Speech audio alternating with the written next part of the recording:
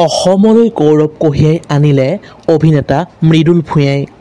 ভ্ৰাম্যমাণ থিয়েটাৰৰ tragedy king খ্যাত অসমৰ জনপ্ৰিয় অভিনেতা মৃদুল ভূঞাৰ এই ভাল খবৰটো পোৱাৰ পাছত আনন্দিত হৈ পৰিছে অসমবাসী।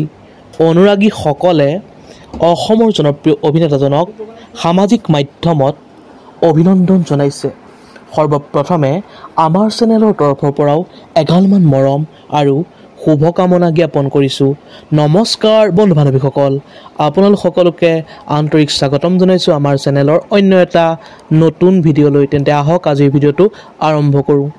অনুগ্ৰহ কৰি ভিডিঅ'টো প্ৰথমৰ পৰা শেষলৈকে অলপো স্কিপ নকৰাকৈ চাই থাকিব। উল্লেখযোগ্য যে অসমৰ জনপ্ৰিয় অভিনেতা মৃদুল ভূঞাই তেওঁৰ সুন্দৰ তথা নেচাৰেল অভিনয়ৰ জৰিয়তে অসমবাসীৰ হৃদয় জয় কৰি আহিছে। অসমবাসীক সুন্দৰ অভিনয় কৰি মনোৰঞ্জন দিয়াৰ লগতে এখন চৰ্চিত নাটক 2023-24 বৰ্ষৰ মোৰ কেঁচুৱাই কান্দিছে নাটকৰ জৰিয়তে এক নতুন চমক সৃষ্টি কৰা অসমৰ জনপ্ৰিয় অভিনেতা মৃদুল ভূঞালৈ অসমৰ আগশাৰীৰ সাংস্কৃতিক অনুষ্ঠান নেৰকছে মঞ্চৰ মহানায়ক খিতাপ প্ৰদান কৰে।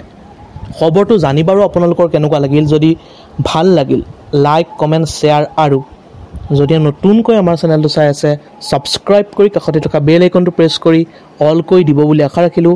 ধন্যবাদ। জয় আই অসম।